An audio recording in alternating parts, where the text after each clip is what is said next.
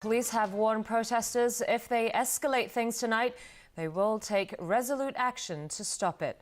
Meanwhile, those close to the government and Beijing are asking demonstrators to be realistic, saying there is no chance Leung Chun-ying would step down. The police was stern in its response to the Federation of Students' threat to take over government buildings if the chief executive doesn't step down by midnight. We stress that police will not tolerate any illegal surrounding of government buildings. Police urge the protester to remain calm and restrained. Do not block and charge any government buildings. Police will take resolute and firm actions to restore public order. Hui stopped short of clarifying what action the police would take, only saying officers will assess the situation and take necessary steps. This as the police stationed around the government headquarters was seen receiving deliveries of tear gas and other materials early this evening, believed to be used for crowd control. Meanwhile, Legislative Council President Zhang Yoksing admitted today that he's met with Democratic Party founder Martin Lee and Nix Media chairman Jimmy Lai to discuss ways out of the stalemate. Unfortunately, he said there's been no conclusion yet. But Zhang, who is a founder of the city's biggest pro-establishment political party, said if the protesters insist on the chief executive's resignation as a pretext for dialogue, there will be no dialogue. I think anyone who has a fair understanding of the principles, the concerns of the central government cannot believe that the central government will allow, at this juncture, any uncertainty caused by a change of the chief executive. No, I don't believe that's a remote possibility at all.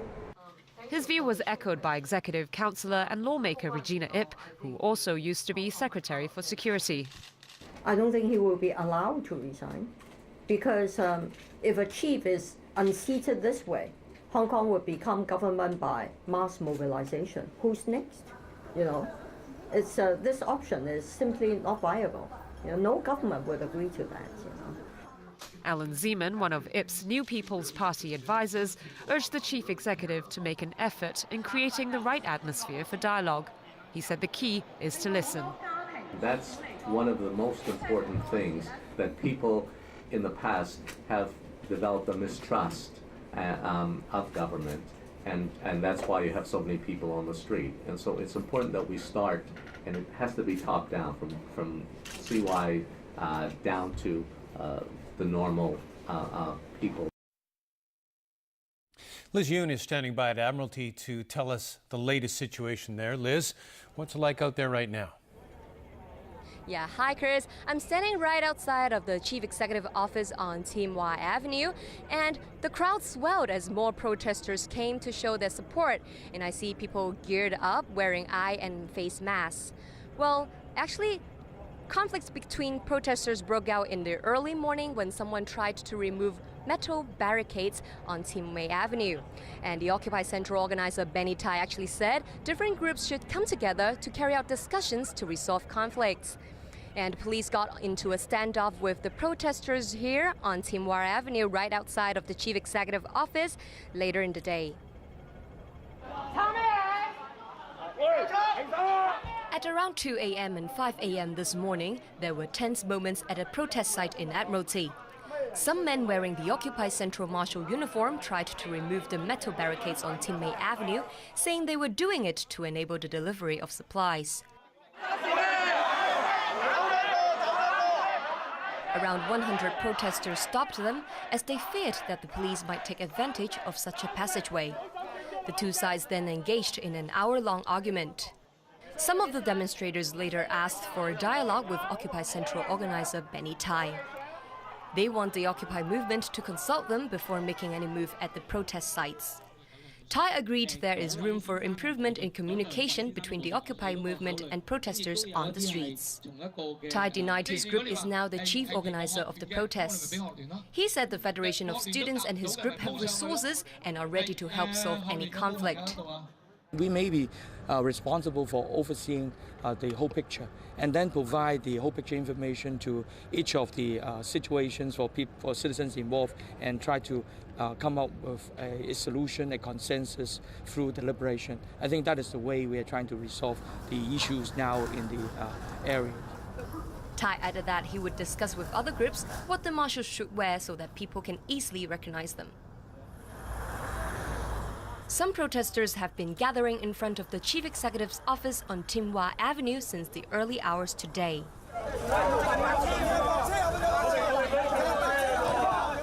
At around 4:30 p.m., the police and protesters got into a standoff when protesters tried to stop several police cars from moving into the Chief Executive's office compound. Instead, officers got off the cars outside the compound, carrying boxes labeled batons, corrosive and inflammable into the CE's office.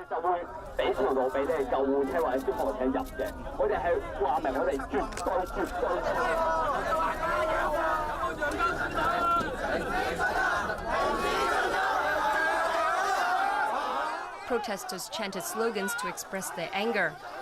Earlier on, the Federation of Students warned of stepping up their actions if Chief Executive Leung Chun-ying does not resign by midnight tonight.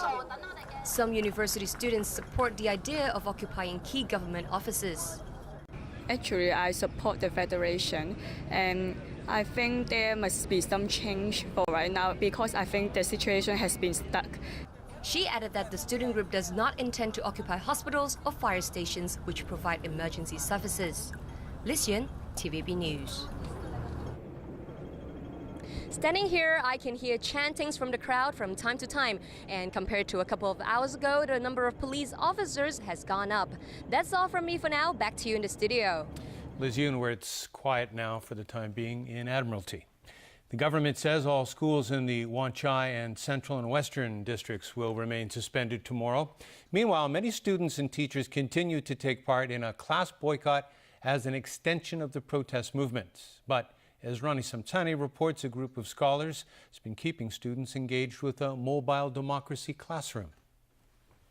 Demonstrators gathered under the bridge on Tim May Avenue this afternoon to listen to a lecture on civic education. I think many people is just getting lost because they're asking for something not really important. Like CY Leung, they want